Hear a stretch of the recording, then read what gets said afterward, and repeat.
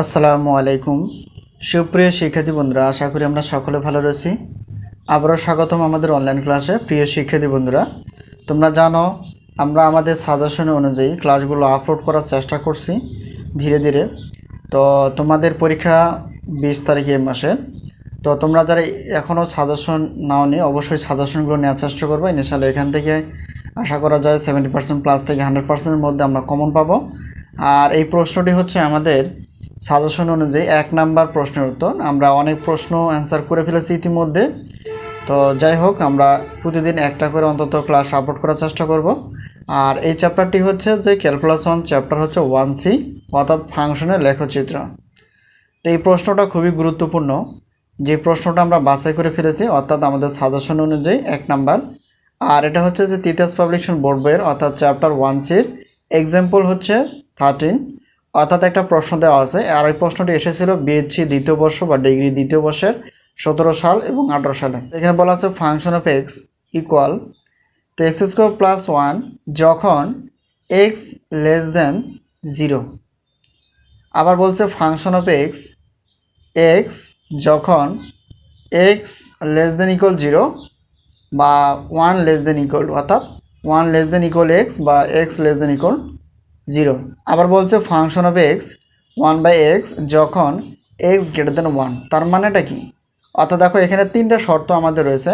দেখো function of x যখন এটা একটা হয়, আবার ফাংশন অফ এক্স, তো এটা আগে পড়ে নিই। এটা হচ্ছে যে এই যে এখানে দেখো x লেস দেন 0, তার মানে হচ্ছে 0টা বড় আর x এর মানটা হবে অনেক ছোট। সুতরাং 0 থেকে ছোট মানগুলো আমাদের নিতে হবে।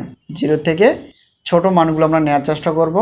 তো আমরা জানি 0 থেকে ছোট মানগুলো দেখো এখানে আমরা সংখ্যা রেখা যদি প্রবেশ করি, এখানে দেখো 0, ঠিক আছে।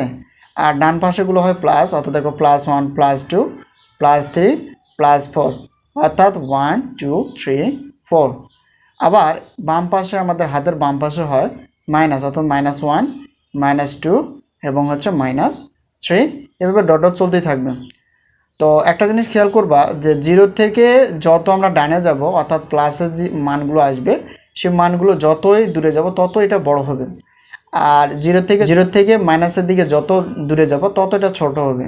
মানে এদিকে গেলে যত দূরে যাব তত বড় হবে, এদিকে যত দূরে যাব তত ছোট হবে। সুতরাং এখানে দেখো 0 যে সংখ্যাটা আমরা দেখতে পেয়েছি, এখানে যে শর্তটা বলা আছে 0 থেকে x এর মানটা অনেক ছোট হবে। সুতরাং আমরা বলতে পারি -1 -2 -3 এভাবে চলতেই থাকবে, ঠিক আছে। এই হলো একটা বিষয়। আরেকটা বিষয় হচ্ছে এখানে দেখো আরেকটা ফাংশন অফ এক্স অর্থাৎ ফাংশন অফ এক্স সমান x যদি হয়, তাহলে শর্তটা কি বলা আছে, এই শর্তটা যদি আমরা খেয়াল করি তাহলে বিষয়টা কি বুঝতে পারবো। এখানে বলা আছে যে x এর যে মানটা সে মানটা অবশ্যই কি, এই মানটা অবশ্যই 0 থেকে 0 সহ উপরে, কিন্তু 1 সহ নিচে। 0 সহ উপরে, 0 সহ উপরে, তার মানে হচ্ছে 1 সহ নিচে। তার মানে আমরা এটা বুঝতে পারি 0 এবং 1 এর মধ্যে এই ব্যবধিটা অবস্থিত, ঠিক আছে। আশা করি বিষয়টি ক্লিয়ার। এরপর দেখো ফাংশন অফ এক্স সমান 1/x। এই সূত্রটা যদি আমরা খেয়াল করি তাহলে দেখা যাবে যে এখানে যে দেওয়া আছে ব্যবধিটা সেটা হচ্ছে যে x গ্রেটার দেন 1। তার মানে হচ্ছে যে x এর যে মানটা আমরা নিব সেটা 1 এর থেকে অবশ্যই বড় হতে হবে।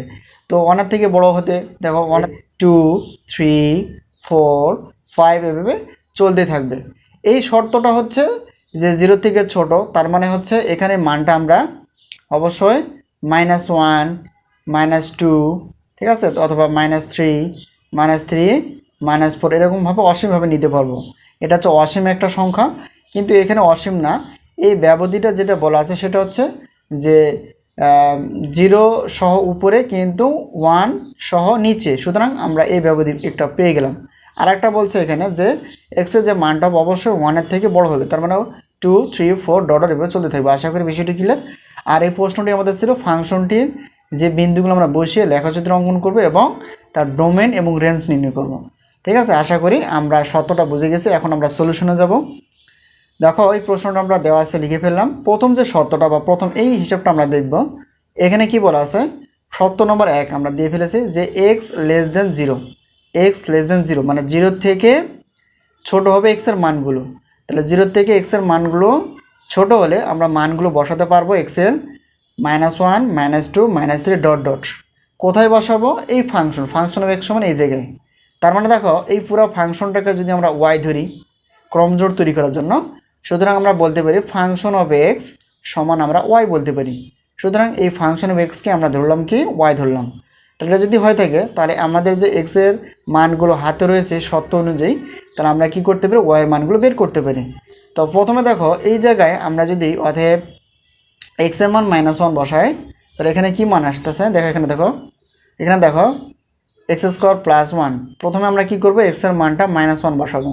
তাহলে -1 যদি বসিয়ে দিই তাহলে এখানে এই ফাংশন প্লাস 1 তাহলে কত আসছে 2। সুতরাং যখন আমরা এক্সের মান -1 বসালাম, যখন আমরা এক্সের মান কি -1 বসালাম, তখন ওয়াইয়ের যে মানটা আসলো সেটা হচ্ছে কি +2। আশা করি বিষয়টি ক্লিয়ার। এরপর দেখো -2 যদি বসাই এই জায়গায়, তো -2 বসালে কি হবে? তো এখানে যদি -2 বসাই অতএব এক্সের জায়গায় -2 তার বেস স্কোয়ার আছে +1। তাহলে এখানে দেখো -2 উপর পাওয়ার জোড় তার মানে প্লাস হবে, আর 2 এর বেস স্কোয়ার মানে 2 × 4 +1। সুতরাং এখান থেকে আমরা হিসাব করে বের করলাম 5। কখন 5 হয়? যখন আমরা এক্সের মানটা -2 বসালাম, এক্সের মানটা -2 বসালাম, তখন ওয়াইয়ের যে মানটা বের আসতেছে সেটা হচ্ছে 5। আশা করি বিষয়টি ক্লিয়ার। এরপর দেখো আবার দেখো যদি আমরা -3 বসাই এই জায়গায়, অর্থাৎ ওয়াই ইকুয়াল কত এক্স স্কোয়ার +1, এই জায়গায় যদি আমরা কি করি এক্সের জায়গায় -3 বসাই, তাহলে এখানে -3 বসিয়ে দিই আমরা, কত আসে দেখা যাক, প্লাস কত 1। আর এখানে দেখো মাইনাসের উপর স্কোয়ার মানে কত, মাইনাসের বি স্কোয়ার মানে হচ্ছে মাইনাসটা প্লাস হয়ে যাবে, আর 3 বি স্কোয়ার মানে 3 3 9 +1। সুতরাং আমরা 10 বের করলাম। তো অর্থাৎ এক্সের মান আমরা যখন 3 বসাবো মাইনাস, তখন ওয়াইয়ের যে ফাংশন বা ওয়াইয়ের যে মানটা আসবে 10। তো এইভাবে আমরা কিন্তু আরও নিব, কিন্তু এখানে আমরা আরও নিব না কেন? কারণ এখানে একটা ব্যাপার আছে। দেখো আমরা প্রথম ফাংশনে যেটা দেখলাম বা দ্বিতীয় ফাংশন দেখো আমরা 0 এবং 1 বসাবো, তার মানে 2 ঘর আসবে, আর অতিরিক্ত আমরা একটা ঘর নিয়ে ফেলেছি। সুতরাং আমাদের 2 ঘর নেওয়াটাই উত্তম, কারণ এখানে শত আনলিমিটেড দেওয়া আছে আর এখানে কিন্তু লিমিট আছে। ঠিক আছে, 0 একবার বসাই দেবো, 1 একবার বসাই দেবো। সুতরাং আমরা 3 ঘর দিয়ে দেখে দিলাম। আশা করি এই পর্যন্ত এই শর্ত অনুযায়ী আমরা বুঝে গেছি। এরপর আমাদের কাজ হচ্ছে যে ফাংশন অফ এক্স সমান এক্স যদি হয়, আর শর্তটা কি বলছে, এই যে 2 নম্বর শর্ত। তো 2 নম্বর শর্ত দেখো, এটা আমরা ক্রমজোড়কে তৈরি করে ফেলি। অর্থাৎ প্রথম শর্তে আমরা জানি এক্স এর মান ওয়াইয়ের মান, অর্থাৎ প্রথমটা এক্স এর মান নির্দেশ করে, পরেরটা হচ্ছে ওয়াইয়ের মান, কমা ক্রমজোড় তৈরি করবো আর কি, -2 5, তারপর আসতেছে -3 10। ঠিক আছে, তার মানে প্রথমটা এক্স এর মান, পরেরটা ওয়াইয়ের মান, প্রথমটা এক্স এর মান, পরেরটা ওয়াইয়ের মান, প্রথমটা এক্স এর মান, পরেরটা ওয়াইয়ের মান। ঠিক আছে, আশা করি বিষয়টি ক্লিয়ার। এরপর 2 নম্বর শর্ত যদি আমরা যাই, তা দেখো ফাংশন অফ এক্স সমান এটা, অর্থাৎ শর্ত বলছে যে 0 সহ উপরে 1 সহ নিচে। তার মানে আমাদের যে ব্যবধিটা আসতেছে সেটা হচ্ছে যে এখানে আমাদের মানটা বসাতে হবে একবার কত 0, আর একবার বসাতে হবে 1। সুতরাং আমরা এক্স এর যে মানটা প্রথমে একবার 0 বসাবো, একবার 1 বসাবো, কারণ এটা লিমিট আকারে দেওয়া আছে, এর জন্য আমরা এই পর্যন্তই বসাতে পারবো এই শর্তে। সুতরাং দেখো এক্স এর মান যদি দেখো, আরেকটা হলো যে ব্যবধিটা কি ছিল, এই ব্যবধিটা ছিল অর্থাৎ ফাংশন অফ এক্স সমান এক্স। তাহলে সুতরাং এই ফাংশন অফ এক্সটাকে আমরা এখানে কাজ করব, সেটা হচ্ছে যে ফাংশন অফ এক্স এটাকে আমরা ওয়াই ধরবো। ঠিক আছে, কারণ আমরা ক্রমজোড় তৈরি করবো, তো এই জন্য। সুতরাং দেখো আমরা এক্সের যে মানটা বসাবো সেটা হবে কি ওয়াইয়ের মান। তাহলে এখানে দেখো, এখানে আমরা যদি এক্সের মান কি প্রথমে 0 বসাই, তো এক্সের মান 0 বসালে সুতরাং আমাদের ওয়াইয়ের মানটা কি 0, কারণ এক্সের মান আর ওয়াইয়ের মান হচ্ছে সমান। তাহলে আমরা এখানে লিখতে পারি এক্সের মান কত, অর্থাৎ এক্সের মান আমরা 0 বসালাম, আর ওয়াইয়ের মানটা বের হয়ে গেছে 0। এরপর দেখো ওয়াই ইকুয়াল হচ্ছে এক্স। আবার দেখো এক্সের মান যদি আমরা 1 বসাই, সুতরাং ওয়াইয়ের মানটা কত আসতেছে 1। তার মানে এক্সের মান যখন আমরা 1 বসালাম, তখন ওয়াইয়ের মানটাও আসতেছে 1। আর এই ঘরে আমাদের ফাঁকা, অর্থাৎ এখানে আমরা কিছু লিখবো না, আর শর্ত তৈরি করা যাবে না, কেন এখানে লিমিট করে দেওয়া আছে, এই জন্য এই কাজটা বা কোনো কিছু আমরা বসাতে পারবো না। তার মানে আমাদের 2 ঘরই যথেষ্ট। সুতরাং এখান থেকে আমরা ক্রমজোড় তৈরি করতে পারি, সেটা হচ্ছে দেখো অতএব 0, 0, তারপর হচ্ছে যে 1, 1, 1। ঠিক আছে, আশা করি বিষয়টি এই শর্ত অনুযায়ী আমরা খুব সহজে বুঝে গেছি। এরপর পরবর্তীটা কি বলছে, যে ফাংশন অফ এক্স সমান 1/x, যখন শর্তটা দেওয়া আছে যে এক্স এর মানটা অবশ্যই 1 এর থেকে বড় হতে হবে, এক্স এর মানটা অবশ্যই 1 এর থেকে বড়। তো আমরা তো বলেই ফেললাম যে 1 এর থেকে বড় বলতে 2, 3, 4, 5 আমরা অসীমভাবে বসাতে পারি এই জায়গায়। তো এই কাজটা আমরা করবো। শর্তটা ছিল এক্স গ্রেটার দেন, এটা হচ্ছে 1, সরি এখানে x গ্রেটার দেন 1, তার মানে এক্সের মানটা অবশ্যই 1 এর থেকে বড় হবে। এই জন্য আমরা এক্সের মানগুলো ব্যবহার করার চেষ্টা করব। প্রথমে 2 3 4 ডট ডট এভাবে বসাতে পারি। সুতরাং এখানে শর্তটা ছিল আরেকটা, যেহেতু ফাংশন অফ এক্স সমান 1/x, তার মানে এখানে আমরা কাজটা করব, অর্থাৎ ফাংশন অফ এক্স মানে এটাকে আমরা বলবো ওয়াই।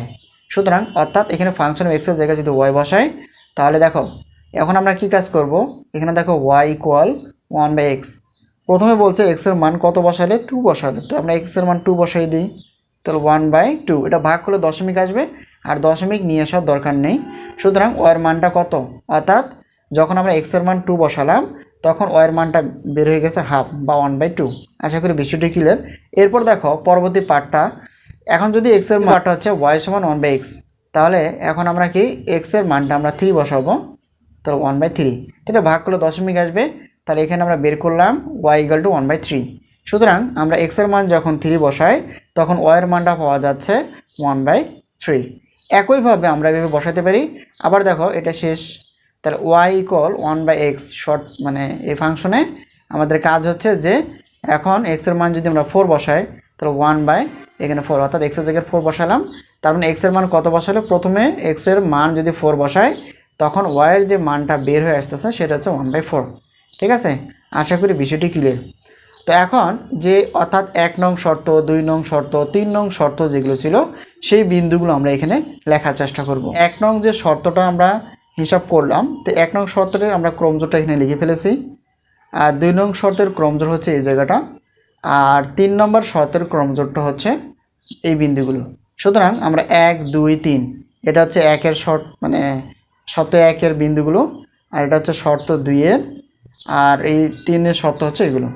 তো এই বিন্দুগুলো আমরা কি করব, যেহেতু প্রশ্নপত্র ছিল যে লেখচিত্র অঙ্কন করতে, তো আমরা লেখচিত্র অঙ্কন করব। আর একটা বিষয় আমরা জেনে রাখি, দেখো এখানে একটা ব্যাপার আছে, যেহেতু এখানে 2 নম্বর শর্তে দেখো 2টা ক্রমজোড় আছে, এটা একটা একটা, তো 2টা, তার এই পাশেও আমাদের 2টা নিতে হবে প্রথম, এই পাশেও 2টা নিতে হবে, আর বাকিগুলো কি বাদ দিতে হবে। তো তার মানে হচ্ছে এখানে এই জায়গাটা আমরা 2টা ক্রমজোড় নিব, তার এটা আমাদের বাদ দিতে হবে, তার মানে এটা আমরা বাদ দিব। ঠিক আছে, তো এখন তার মানে এটাও 2টা হলো, এটাও 2টা হলো, এটা 2টা হলো, মানে প্রথম 2টা আমরা কাজ করব। একটা চতুর্ভাগ বা চতুর্ভুজ বলি আমরা। তো এখন প্রথম যে চতুর্ভাগ প্রত্যেকটা 90 ডিগ্রি করে, আর এখানে দেখো অবশ্যই রঙিন দিয়ে ব্যবহার করবা না, অবশ্যই পেন্সিল ব্যবহার করতে হবে। তো প্রথম চতুর্ভাগে বিন্দুগুলো হয় প্লাস প্লাস, আর দ্বিতীয় চতুর্ভাগে হয় মাইনাস প্লাস, আর তৃতীয় চতুর্ভাগে হয় আগে মাইনাস পরে প্লাস, এবং চতুর্থ চতুর্ভাগে হয় আগে প্লাস পরে মাইনাস। ঠিক আছে, আচ্ছা এই বিন্দুগুলো আমরা এখানে বসাবো। দেখো তো এখানে মাইনাস আগে মাইনাস পরে প্লাস, তার মানে এই চতুর্ভাগে পড়বে, আগে মাইনাস পরে প্লাস। তার মানে এখানে বলছে কি, এখানে বলছে যে আমাদের এমন কিছু কাজ করতে হবে যাতে করে, দেখো আমরা কাউন্টিং করে ফেলেছি। তার প্রথমটা হচ্ছে -1 এবং +2, তার মানে এদিকে আসবে -1 এটা, আর +2 বলতে এই জায়গায় পড়ে। ঠিক আছে, এই জায়গায় পড়ে, এটা একটা বিন্দু দিয়ে দিব আমরা। তারপর কি, অতএব এখানে আমরা একটা এরকমভাবে রশি চিহ্নের মতো দেওয়ার চেষ্টা করব, একটু সুন্দর করে দেওয়ার চেষ্টা করবা, এইভাবে গেছে। তারপর কি বলছে -2 এবং +5, তার -2 বলতে এই ঘর, -2 বলতে আগে মাইনাস পরে প্লাস, তার মানে এই ঘরে আসবে। এরপর দেখো 5 ঘর, 5 ঘর বলতে এই জায়গায়, 5 ঘর বলতে কি এই জায়গা না, অতএব এই জায়গায় আসতেছে। তার মানে পরে যে আসছে -2 5, তাহলে এখানে -2 এখানে, আর 5 বলতে এই ঘরে, সুতরাং এই ঘরে আসতেছে। আশা করি বিষয়টি ক্লিয়ার। তার মানে এখানে আমাদের হিসাবটা আসবে, পরবর্তী হিসাবটা অর্থাৎ 2 নম্বরে এবং হচ্ছে এখানে 5 নম্বরে। তো এখানে আমরা একটা তীর চিহ্ন দিব। ঠিক আছে, শুধু এই নিচেগুলো দেওয়ার দরকার নেই, এখানে 2 ঘর, তারপর এখানে আসছে। এরপর দেখো 0 0, তার মানে এই যে 0 0তে এখানে বুঝাই, যেহেতু দুটোই প্লাস, এখানে বুঝাই, এদিকে বুঝাই। তারপর কি বলছে 1 1, 1 1 বলতে কি, মানে এক ঘর এদিকে এক্স অক্ষর দিকে, আর আরেক ঘর কোথায়, উপরের দিকে, তার মানে এই জায়গায় আসে। এরপর দেখো 2 2 ঘর, মানে দুইটা যেহেতু প্লাস, তাহলে এই চতুর্ভাগে আসবে, প্রথমে 2 ঘর এখানে আসবে, আসার পর হাফ বুঝে। হাফ বলতে কি বুঝে, হাফ বলতে হচ্ছে যে এই যে এখানে হচ্ছে 1, আর তার এইটুকু হচ্ছে আমাদের কি হাফ, আনুমানিক, আনুমানিক আমরা বসিয়ে দিলাম। এরপর দেখো 3, তা 3 বলতে এই জায়গায়, 3 বলতে হচ্ছে এই জায়গায়, এরপর 1/3 মানে 1/3 মানে অর্থাৎ এটাকে আমরা যদি এই জায়গায় 3 ভাগের 1 ভাগ এই জায়গায়, সুতরাং এগুলো যদি আমরা বাড়িয়ে দিই তাহলে এরকমভাবে আসে, এরকমভাবে নেমে যায়। ঠিক আছে, তো একটু তীর চিহ্ন দিবে অবশ্যই। তো এখন যেহেতু বলছে এখানে ডোমেন এবং রেঞ্জ বের করতে বলছে, তো ডোমেন কি আমরা জানি ফাংশন বা যে কোনো ফাংশনের ডোমেন বলতে ক্রমজোড়ের প্রথম উপাদানগুলোকে আমরা ডোমেন বলি। তো এটা দেখো ক্রমজোড়ের প্রথম উপাদান, এই প্রথম উপাদান, এই যে প্রথম উপাদান। তো ক্রমজোড় অর্থাৎ এক্সের মানগুলো হচ্ছে ডোমেন। -1 একটা, তারপর আসতেছে এখানে তো -2, তারপর এখানে আসতেছে 0, তারপর এখানে কত, পরেরটা হচ্ছে 1, পরেরটা হচ্ছে 2, তারপরটা কত 3, এইভাবে। তার মানে এটা যদি আমরা সাজিয়ে লিখি তাহলে আমরা বলতে পারবো 0 সহ প্লাস মাইনাস, 0 সহ প্লাস মাইনাস যে সংখ্যাগুলো আমরা পাবো সেগুলো হচ্ছে ডোমেন। সেগুলো কি ডোমেন।